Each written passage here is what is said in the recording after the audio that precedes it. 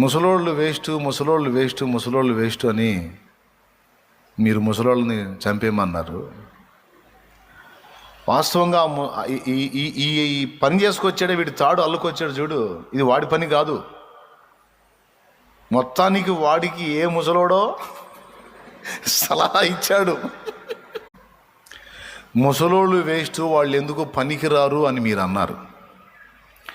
జవసత్వాలన్నీ ఉడిగిపోయి అంతా కోల్పోయిన స్థితిలో కూడా ఈ ముసలివాడు తన పిల్లలు, వాళ్ళ పిల్లలు కూడా జీవితకాలం బతకడానికి సరిపోయినంత సంపద జస్ట్ ఒక ఐడియాతో తీసుకురాగలిగాడు. చిన్న తెలివిగల వ్యవహారం, చిన్న ఒక ఐడియా ముసలోళ్ళని జావుగొట్టుకుంటే అసలు ఏమన్నా పద్ధతులు, ఉచ్చనీచాలు ఏమన్నా సమాజానికి తెలుస్తాయా? ప్రజలు పద్ధతులు, నీతి నియమాలు నేర్చుకుంటారా?